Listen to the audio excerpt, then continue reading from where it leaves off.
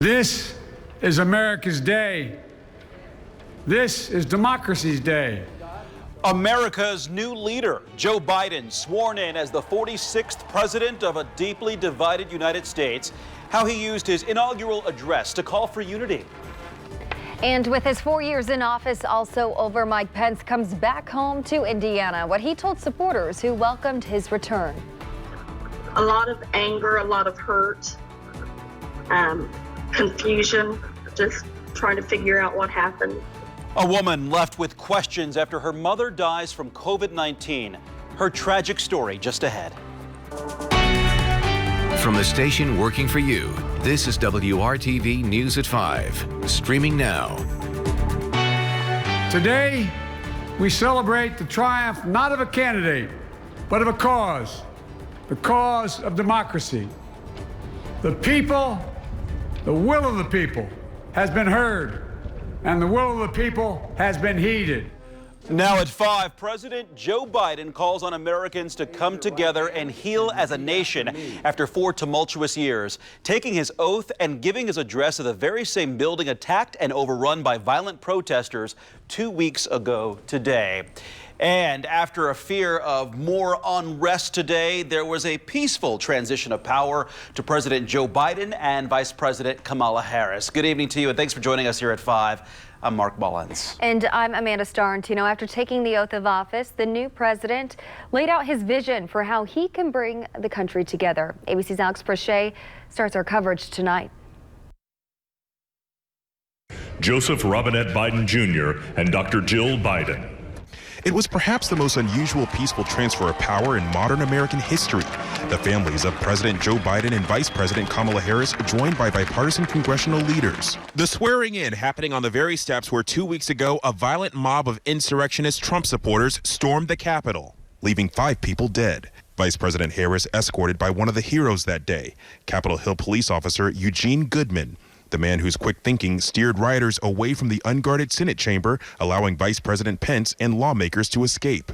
The first woman, Black American, and person of Asian descent to be sworn in as Vice President, taking her oath from the first Latina on the Supreme Court, Justice Sonia Sotomayor. I, Kamala Davy Harris, do solemnly swear. Watching on, former presidents and their spouses, the Obamas, the Clintons, the Bushes, and former Vice President Mike Pence, but not the Trumps. And then history. I, Joseph Robinette Biden Jr., do solemnly swear. Joe Biden swearing his oath of office, becoming the 46th president of the United States, his term beginning at one of the most troubled moments in American history. Biden takes over as the country grapples with the COVID-19 pandemic, a ravaged economy, a racial reckoning, and deep political divides. Biden focusing first on unity. We must end this uncivil war that pits red against blue, rural versus urban, conservative versus liberal. We can do this if we open our souls instead of hardening our hearts. Without ever mentioning his name, Biden appealing directly to angry Trump supporters, but also calling out the lies and mistruths that have divided the nation. Hear me clearly. Disagreement must not lead to disunion. And I pledge this to you. I will be a president for all Americans. All Americans. It'll be a busy first day for President Biden. The parade just wrapped up not too long ago, but he's also expected to sign a series of executive actions and unveil his immigration plan. Alex Prochet, ABC News, Capitol Hill. And one notable absence from today's inauguration was Donald Trump. He and his family left Washington this morning before the ceremony started. He spoke to supporters at Joint Base Andrews saying, quote, "We will be back in some form." He and the First Lady then flew to Florida, arriving just as the inauguration was getting underway. While President Trump did not attend the inauguration, Vice President Mike Pence did. He and Mrs. Pence received applause as they arrived for the ceremony. And then after it was over, the new vice president and her husband escorted the Pences out of the Capitol as they ended this 4-year chapter of their political history. The Pences then boarded a plane headed to Indiana to Pence's hometown of Columbus. WRTV's Stephanie Wade is live there with details of their homecoming tonight. Stephanie. Mark, good evening. Well, it came full circle for the vice president today. From starting out his career here in Columbus, Indiana as a local congressman to then becoming the state's governor for 4 years before making his way to the White House as vice president. Mike Pence wanted to come back to his hometown today and thank everyone who helped get him where he is today. Now, it was more of an intimate gathering. There were 50 friends and supporters who welcomed the Pence family back home in Indiana after they had attended now President Joe Biden and Vice President Kamala Harris's inauguration earlier this afternoon, but did not attend President Trump's departure ceremony. He congratulated President Biden and Vice President Harris and thanked President Trump and First Lady Melania for the opportunity to serve. Proud moments he described from his administration were rebuilding the military, growing the economy, and appointing several Supreme Court justices. Also in attendance today was his brother, Congressman Greg Pence, who I spoke with and said it was bittersweet to have his brother home with him. Sad he couldn't serve a second term, but proud of how the vice president supported his president and the administration the best he could as, quote, the right thing to do. As we worked the last 4 years to make America great again, I saw the greatness of the American people every single day. And I'm more convinced than ever that while we don't know what the future holds, we know who holds the future. And I'm absolutely confident that the best days for this one nation, under God, indivisible, with liberty and justice for all, are yet to come. Thank you all for coming out. So what's next for Mike Pence? He says he and his family will be moving back here to Indiana this summer. And he's also going to be a grandpa later this spring as his son and his wife are now expecting. Reporting live tonight in Columbus, Stephanie Wade, WRTV. Welcome home to the Pences. And while the former vice president returned home, the U.S. Senate got back to work. The next 100 days are critical for the new president to pass his agenda. Our Rafael Sanchez spoke with the WRTV political insiders about what's ahead as impeachment proceedings loom over Congress. Beyond the fanfare, we have to get to politics. We have to deal with, of course, a cabinet being seated and, of course, the possibility of an impeachment proceedings. Will the impeachment proceedings get in the way, Tom John, of this president being able to get anything done for the next 100 days? If the impeachment continues, it could be a sidelight that interrupts the agenda of President Biden. But by the same token, it seems that it's headed that way. So we'll find out how they can reconcile the two. The behavior 2 weeks ago of the president and people around him requires that there be an accountability. Can we walk and chew gum at the same time? I think we can. The question is, where's the media going to focus? And the media is going to focus on the shiny object like you always do. And so that impeachment trial is going to take more of the public's attention than probably it warrants in some respects because he's gone. Is the 2024 campaign already underway for president of the United States? Yes, it is. But it comes down to leadership, right? And I believe that this President Biden, which I'm happy to say, does believe in unity. It's going to be a hard road. There are hard feelings on both sides. We didn't get here overnight. Unfortunately, we had a culmination 2 weeks ago, but it's of a larger problem of this sort of discourse that's happened. And my hope is that both sides take lessons from this. Our political insiders, thank you so much. And our coverage continues right now on WRTV.com. And our inauguration coverage continues on the news at 6. We'll take a look at how the new vice president is inspiring a new generation of leaders. Kevin.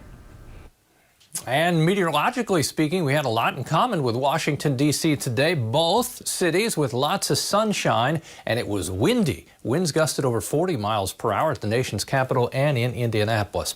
A clear sky tonight. Now, temperatures won't be as cold. That southwest wind will keep our temperatures up a bit, but do expect over the next 48 hours, big temperature swings. We're in a dry stretch here, and that comes with the sunshine that you see out your window now. Temperatures in central Indiana in the middle 30s. Notice the little arcing area of temperatures in the 50s, Nebraska toward Kansas City. We won't get that warm, but we have a spike in our temperatures tomorrow. I'll highlight that for you and look ahead in a second. Amanda? Now let's get a quick check of today's coronavirus picture in Indiana. Remember, anyone 70 and older can register to get the vaccine by calling 211 or going to ourshot.in.gov. As of this morning, more than 338,500 Hoosiers had received their first dose of the vaccine, and nearly 80,000 people received both doses and are fully vaccinated. The state today reported nearly 3,000 new positive cases of the virus, and those results recorded between Thursday and yesterday. 62 more Hoosiers have died with COVID. Those deaths occurred between October 29th and yesterday. The statewide total is now 9,154. And Amanda, we know that these people who have died are more than just numbers, and we want to make sure they are remembered. Tonight, our Alyssa Donovan shares the story of Betty Oliver. She loved volunteering at church and spending time with family and friends. Mother and grandmother Betty Oliver left an impact on her loved ones. She taught me so much about kindness and being good to people, no matter what walk of life they come from. Daughter Tracy Dill says her mom's first health challenge came in 2013. She was diagnosed with acute lymphoblastic leukemia. Oliver received a bone marrow transplant that saved her life. She had overcome a lot and was doing well, but at 71 years old, her age and health put her at high risk if she caught COVID-19 during the pandemic, so she was cautious. She ended up getting COVID. We found that out the day after Thanksgiving. We're not sure how she got it because she was always really careful. She didn't go out a lot unless it was to go to a medical appointment or to the store, and she'd always wear her mask. Oliver was initially sent home when she first went to the doctor, but returned to the hospital when it became too hard to breathe, spending a week under a doctor's care before she was sent to a nursing home to recover. She was transferred there on December 14th. And I got a call around 6 a.m. the 15th that she had coded on them, and they had worked on her for about 30 minutes and couldn't bring her back. It happened so quickly. Dill says it's difficult to know her mom passed away without family nearby. The hardest part is knowing that my sister and me didn't get to tell her goodbye. It's been really hard. I feel angry. I want her to know how much I loved her and what a wonderful mother she was. I'm Alyssa Donovan, WRTV. Thousands of Hoosiers have died since the coronavirus pandemic began, and we're asking for your help to put names and faces to numbers. If you've lost someone close to you, connect with us. We want to share their story so that those taken from us are never forgotten. You can reach out to us at facesofcovid@WRTV.com. Still ahead on WRTV News at 5, one question about the Colts' future answered today. QB Phillip Rivers announces his retirement. Why he chose today to break the news. And a big increase in the number of people who want to serve our country. We hear from one of the young men who's made the decision to join the Indiana National Guard. And you're looking at the colors of a late weekend storm system. We'll talk about its impact maybe Sunday night and Monday coming up. Any plumbing repair. The Colts need a new starting quarterback. After 17 years in the NFL, this past season with the Colts, veteran QB Phillip Rivers today announced his retirement from the NFL. His decision at the age of 39 comes less than 2 weeks after the Colts suffered a 27-24 loss at Buffalo in the wild card round of the playoffs. Rivers, who is Catholic, released a statement today which says, in part, every year, January 20th is a special and emotional day. It is St. Sebastian's feast day, the day I played in the AFC Championship without an ACL, and now the day that after 17 seasons, I'm announcing my retirement from the National Football League. Thank you, God, for allowing me to live out my childhood dream of playing quarterback in the NFL. He also expressed his gratitude to the San Diego Chargers for 16 seasons and the Colts for his 17th. His next move is to become a high school football coach. Last year, he announced he would take over as coach at St. Michael Catholic High School near Mobile, Alabama, after he retired from the NFL. They are here to protect and serve you, and they are also your neighbors. Today, we are highlighting a hiring Hoosiers opportunity with the Indiana National Guard. And as WRTV's Megan Shin reports, the Guard is already seeing an increase in recruits.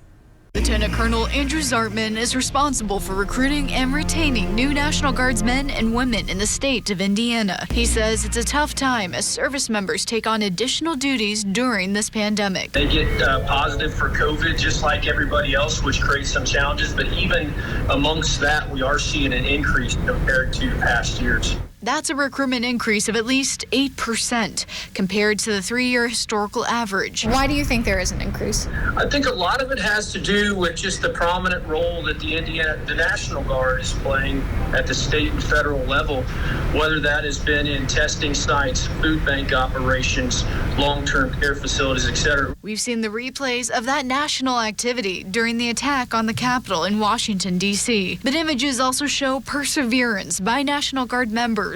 Those men and women so dedicated to their roles, they sleep in the Capitol hallways. And then some of the praises that we're receiving from state and national leaders really help let the community know kind of what the Guard's doing on a grand scale.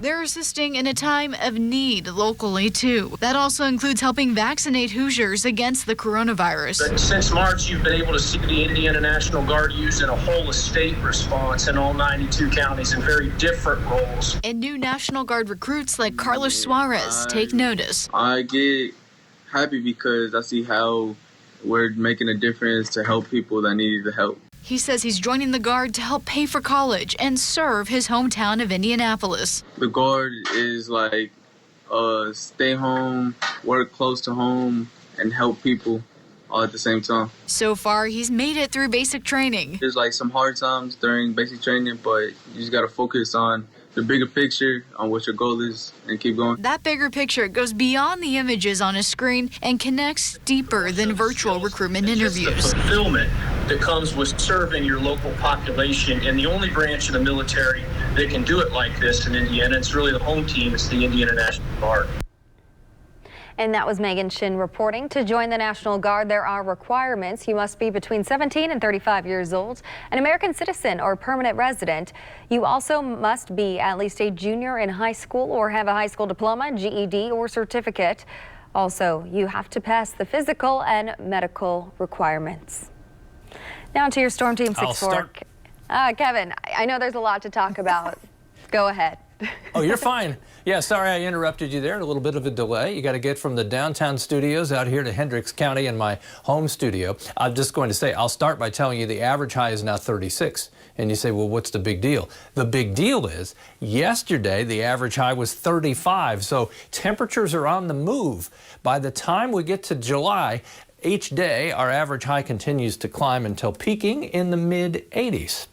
Okay, over the next several days, we've got some big temperature swings. So we're up tomorrow and then way down for Friday and the weekend as temperatures go well below average. The milder temperatures are tomorrow, the colder it will feel for Friday, where temperatures will be lucky to reach the freezing mark. It's a quiet stretch of weather, and just to prove this, let's let this play out from this evening all the way through tomorrow into Friday and the start of the weekend. No weather systems to impact Indiana. That means generally clear nights, sunshine during the days, and progressively colder temperatures, though, after tomorrow. It's not until late weekend that we have the probability of precipitation, rain-snow mix returning. Nearly spotless. That's the way it should look as you look out your window now. Temperatures range from 30 in Tipton to 37 in Sullivan. A cold day because of the wind. We had a peak gust of 44. It will stay gusty tonight, 20 to 30 miles per hour. Notice the temperatures are steady or slightly falling early this evening. Then they may come up a little bit overnight because of that strong southwest wind transporting in the warmer air. And that's how we'll end up tomorrow in the 40s. There are your wind gusts anticipated. Maybe you heard the wind last night for a while. We'll hear the wind gusts again overnight tonight. Tomorrow, temperatures start around the freezing mark. We make it to 44 for the afternoon high. That comes with sunshine. It's tempered a bit by winds that'll gust over 20. It won't be as windy as today, but still, you'll need a jacket. That west wind through the day tomorrow stays strong, and we'll move on and calm the winds a bit as we get to Friday. There are your temperatures from north to south. 42 to 46, a good 7 to 10 degrees above average for this time of year, and that comes with lots of sunshine. Not until probably Sunday night do we have a chance for a rain-snow mix. Monday, rain-snow mix and 38. The confidence how this plays out early next week is still not real high. Just have to see which side of the weather system we end up on. But right now, sitting on the fence, that's our next chance for precipitation. Have a good evening. We'll be back with more news right after this. For just $209 a month. It's hard to believe, but two kinds of lottery fever continues to spike: Powerball and Mega Millions. Once again, the Mega Millions prize went unclaimed in last night's drawing. That makes Friday's prize worth more at an estimated $970 million. Almost $1 billion, with a B, billion dollars. Then there's the Powerball jackpot. Tonight's prize is up to $730 million. The dreams continue. How many presidents have there been in your lifetime? Still ahead on the news at 5:30. It might be hard for most Hoosiers to beat one Indiana man. Why this day is extra special for him.